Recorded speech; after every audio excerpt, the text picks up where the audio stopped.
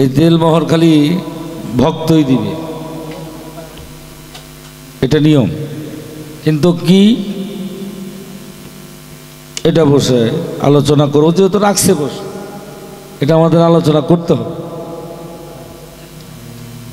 আর একটি কথা, গরুর তেল মোহর যেটা,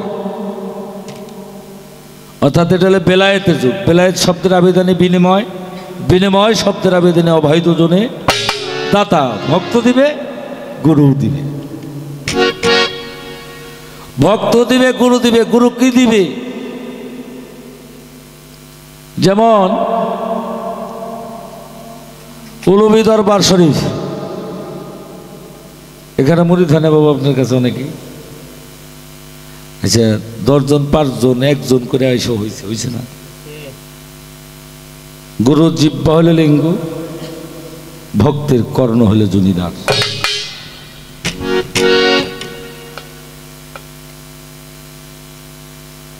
গুরু নাম প্রবেশ করে না, রূপে রূপে দেখার পরে যে নাম প্রবেশ করে। আর সেই নামের আগে আমাদের সৈয়দের ঘরে আছে ইয়া শব্দ, তারপরে কি ওরকম না, এর থেকে কথা যাবো। তাহলে ওইটা হলো গুরু দেলমোহর স্বরূপ দেয়। দেলমোহর স্বরূপ মানে একবারে শেষ। যেমন 1 লক্ষ টাকা ধার্য করিয়া 10,000 টাকা নগদ পাইয়া অমুকের মেয়ের সাথে বিয়ে শাদী বলেন কবুল। আপনারা 10,000 টাকা দিয়েছেন, অবশিষ্ট 90,000 টাকা বাকি। গুরুর কাছে কি বাকি আছে? তাহলে গুরু নগদ দেলমোহর দান করে, কিন্তু ভক্তের কাছে বাকি আছে বাবা, আছে না? ভক্তের কাছে দেলমোহর বাকি, ভক্তের কাছে দেলমোহর বাকি। আসলে সময় নাই পাকলে তাহলে বাকিটা নিতাম। 10 টাকা আমি পাইছি, 90 টাকা রয়েছে না, ওটা আমি নিতাম, সময় বাকি। আর আমার একটা ধারা আছে যে খালি ওইটা গাইতে পারলে তাহলে তারে নিয়ে গাওয়া যায়, সমস্যা নেই। ওর বাংলাদেশে লতিফ, কাজল, ফকির, শরীয়ত, অগত আমার ধারা আছে, অগর সাথেও সমস্যা নেই। তো বিশেষ করে দেলমোহরটা ওইখানে আমি বলেছিলাম 3টি নদীর 3টি ধারা, ইরাপিঙ্গলা, সুষমা, 3টি ধারা। এখানে আবু হায়াতের পানি, সারাবান তহুরা, সারা শব্দের অর্থ দুনিয়া, বান অর্থ মৃত্যু, তহুরা অর্থ জয়। এটাও 3টা দরিয়া বা সাগর। এটা নিজ নিজ গুরুর কাছে জেনে নেবেন। এর অন্য অন্য কর্মগুলি এত ভেঙে বলা যায় না, আর ভেঙে বলার জায়গাও না। সরার্থ দুনিয়া, তামান দুনিয়া, বান শব্দ অর্থ মৃত্যু, তহুরা শব্দ অর্থ জয়।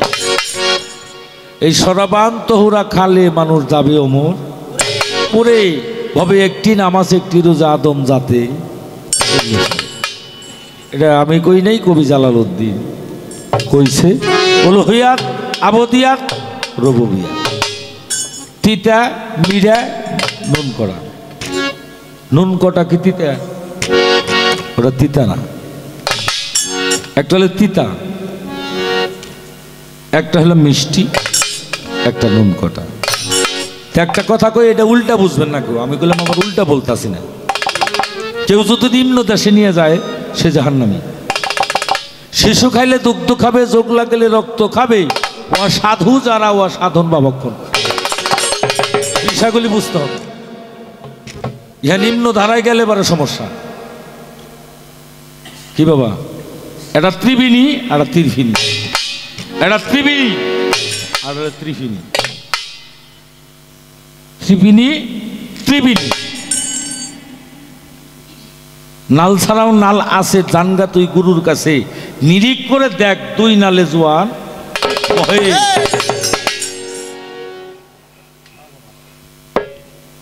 এগুলো খুব বিষয় জিনিস। পানি নাই, তারপরও পানি আসে। এই পানি ছাড়াও পানি আছে, মাটি ছাড়াও মাটি আছে। মাটিতে যদি মানুষ তৈরি হইতো, মায়ের সিজার হয় না, হন কাটলে পরে 1 কেজি করে মাটি পাওয়া যেত। কি কও খালেদা? তাহলে 3টি ধারা, 3টে দমের হলে 3টি ধারা। এরা পিঙ্গলা শোষণ, এরা ডাইন ধারায়, পিঙ্গলা বামে, মাঝখানে শোষণ। দ্বিদম, শনিদম, গুপ্তদম। তাহলে বিষয়টা বুঝতে হবে, এটা 7 বুঝন লাগবে। 7 বোঝা লাগবে না? তাহলে একটা হলো ঊর্ধ্ব, একটা নিম্ন, একটা মাপ। যেমন রেশক, পুরক, কুম্ভ, জীবনভর শুনলাম।